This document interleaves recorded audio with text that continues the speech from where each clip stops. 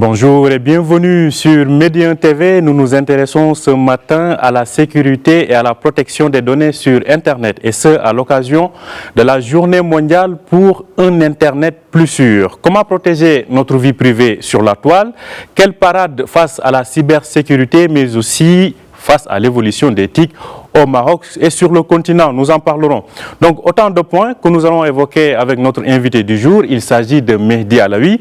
Il est le vice-président de la Fédération marocaine des technologies de l'information, des télécommunications et de l'offshoring, l'APEBI. Il est en direct avec nous depuis Casablanca. Bonjour Mehdi Alaoui. Bonjour Omar, et merci beaucoup pour l'invitation. Merci à vous aussi d'être avec nous. Tout d'abord, on parle de journée mondiale pour un Internet plus sûr. Qu'entend-on donc par cette journée mondiale pour un Internet plus sûr? Alors, c'est une journée qui est très importante, qui a été créée depuis justement 2004 et qui a pour objectif de sensibiliser les citoyennes de l'Internet par rapport aux différentes problématiques qui peuvent exister sur Internet. Sachant en fait que aujourd'hui dans le monde on a différentes catégories de personnes. Il y en a ceux qui sont nés avec l'internet et le digital et ceux qui l'ont découvert, et la sensibilisation est très importante pour faire face aux différentes problématiques qu'on peut retrouver sur internet. Comme vous le savez, la technologie peut être utilisée des fois pour du bien, mais aussi des fois pour du mal. Alors, cette journée s'adresse-t-elle plus ou est-elle dédiée plus aux enfants, aux jeunes ou à l'ensemble des utilisateurs d'Internet? Justement, en fait, elle est vraiment dédiée à tous les âges, que ce soit en fait des enfants, des jeunes cadres actifs, des seniors, où je dirais toute la population doit être sensibilisée par rapport à, je dirais, ce qui se passe sur Internet. Je vais peut-être donner un petit exemple qui me paraît très très important aujourd'hui par rapport à l'Internet. L'Internet aujourd'hui est en train de prendre une grande part dans notre vie. On passe des heures et des heures à surfer justement sur les réseaux sociaux, sur des pages web, et on utilise et on récupère de l'information. Et cette information n'est pas tout le temps en fait le reflet d'une réalité, d'une vérité. Parce que, je dirais, il y a 15 ans, 20 ans, 30 ans, la source d'information principale était la télé.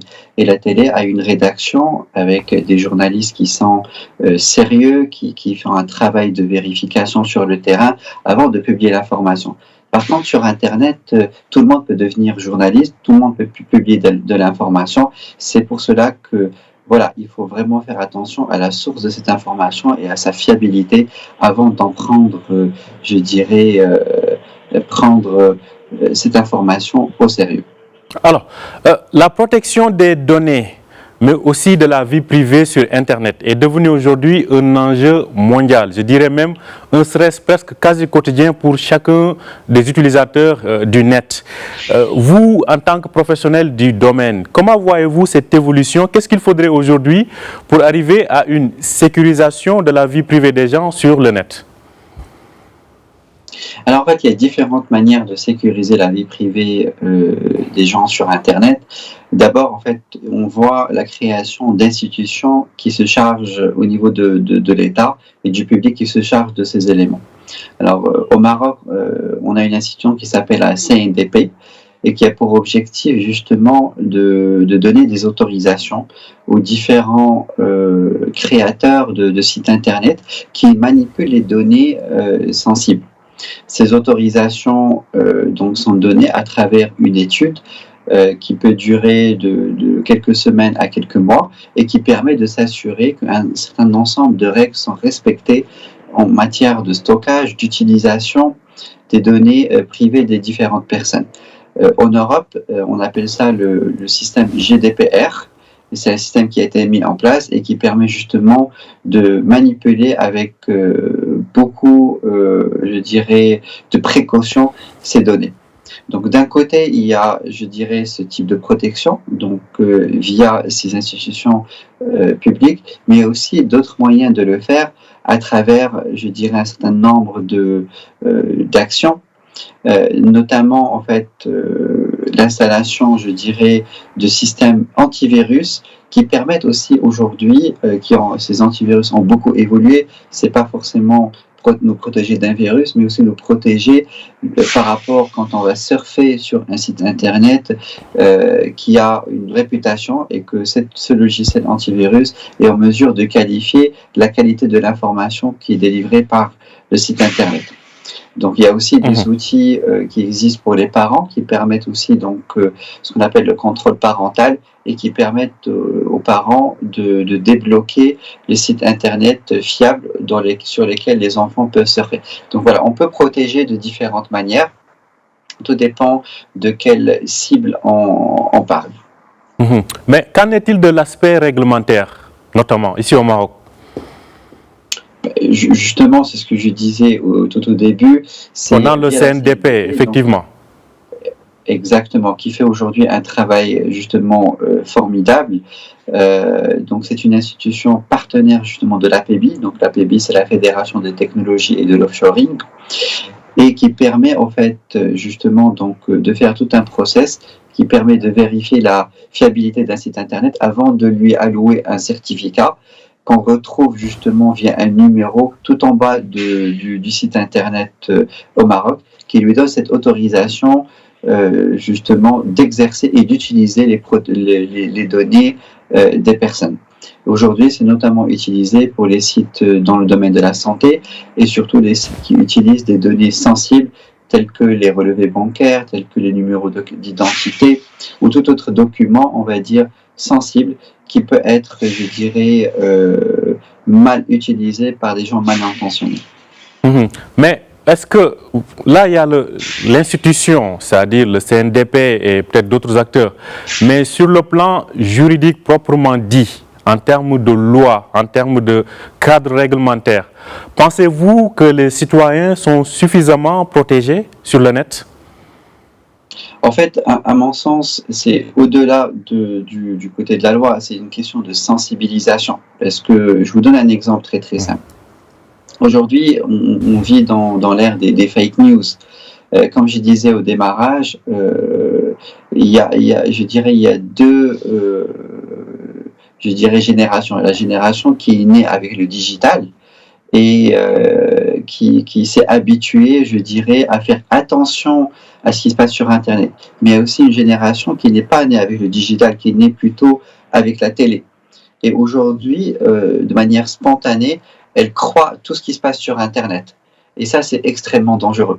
Je vois justement les gens de troisième génération, quand ils voient une information qui circule via WhatsApp, via Facebook ou via site Internet, de facto, ils croient à cette information-là.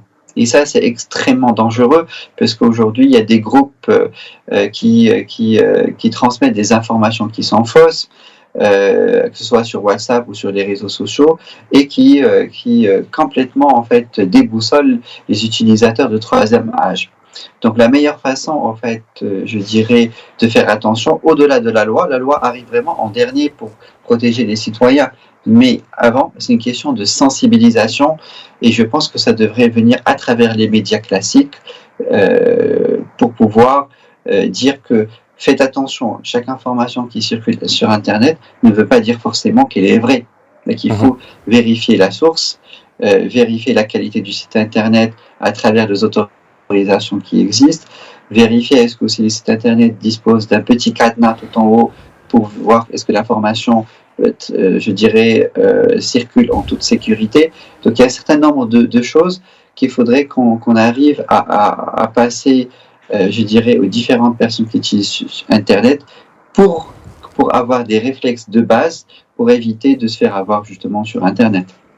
Alors, à l'heure où on voit une sorte de guerre directe entre grandes puissances en ce qui concerne la cybercriminalité, les différentes attaques sur les réseaux informatiques des États.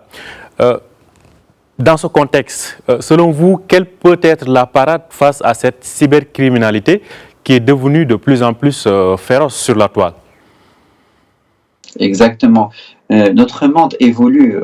Je vais prendre un petit exemple pour démontrer comment cette évolution se fait de manière rapide et aussi en mode disruptif.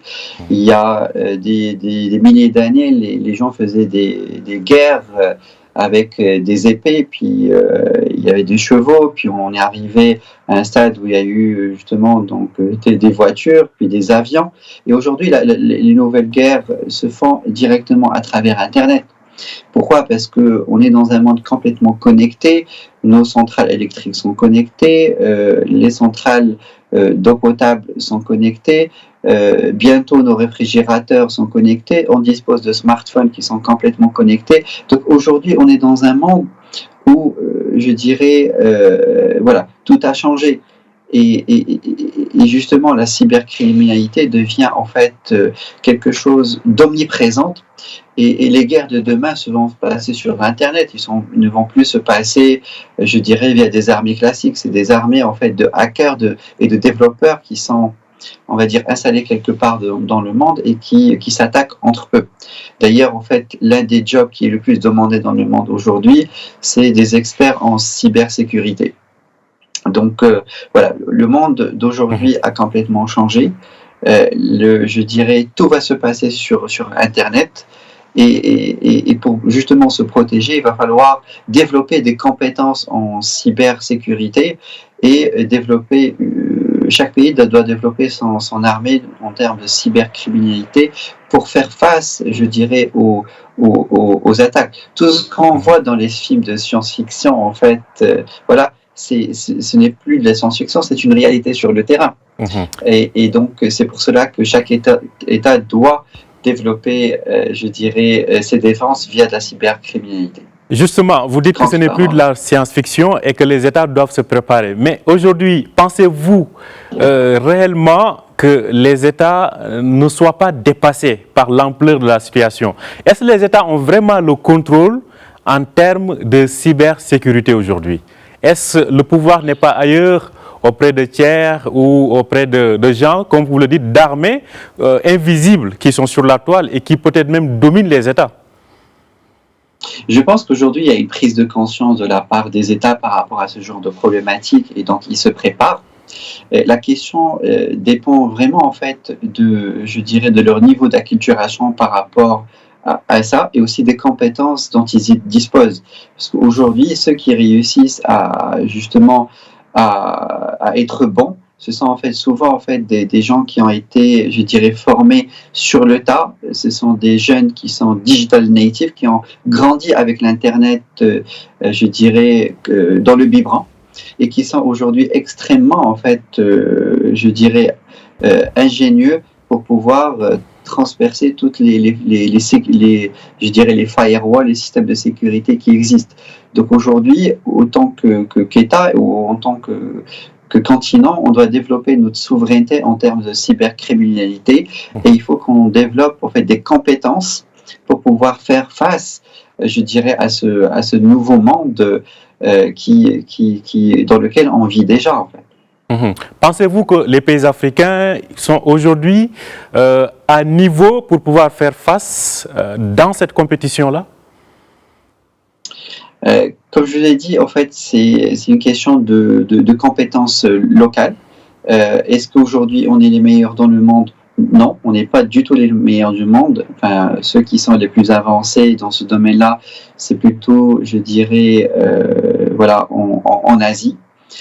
Maintenant, on a toutes les, je dirais, la matière grise pour pouvoir, comment dire, être compétent et compétitif par rapport à ça. Il faut justement en fait en former, je dirais, un maximum de jeunes par rapport à ces techniques pour être prêt et être vigilant en fait tous les jours. Je sais que chaque État sur le continent a déjà, on va dire, des centres dédiés à ça. Mais c'est une question en fait de quantité de jeunes bien qualifiés pour pouvoir faire face à cela. Et c'est possible qu'on rattrape le retard si on s'y prend dès maintenant. Assez rapidement, vous au niveau de l'APBI, que faites-vous pour sensibiliser ou quelles actions concrètes menez-vous sur le terrain sur ce champ-là? Alors, dans l'APB, on a plusieurs membres qui sont en fait qui viennent du monde de la cybersécurité, donc avec qui on essaie de travailler sur différents volets. Il y a bien évidemment le côté loi avec lequel on travaille avec notre gouvernement pour, on va dire, mettre en place des barrières au niveau de la loi.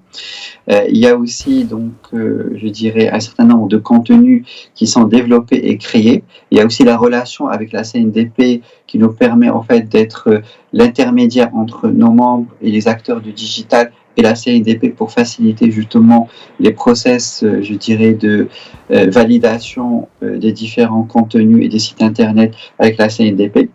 Mais je pense qu'il y a encore plein de choses qu'il va falloir faire, et notamment en fait davantage sensibiliser justement les pouvoirs publics et développer aussi des filières dans le domaine de la cybersécurité pour avoir, on va dire, un vivier de jeunes capables en fait justement de répondre aux besoins. Et juste pour rappeler que le domaine de cybersécurité, c'est le domaine où il y a le plus de demandes, on va dire, demandes de travail aujourd'hui dans le monde. Et c'est quelque chose de très important. C'est pour ça qu'il faut qu'on développe ces filières très rapidement, en quantité suffisante, pour pouvoir faire face aux défis de demain. Mmh. Donc, développer des filiales pour pouvoir faire face aux défis de demain. Merci beaucoup, Mehdi Alaoui. Je rappelle que vous êtes le vice-président de la Fédération marocaine des technologies de l'information, des télécommunications et de l'offshoring, l'APB. Vous étiez en direct avec nous depuis Casablanca. Merci à vous. Merci à vous aussi de nous avoir suivis. Vous pouvez retrouver cet entretien sur notre plateforme Médien News. Très bonne journée et très bonne suite de programmes sur Médien TV.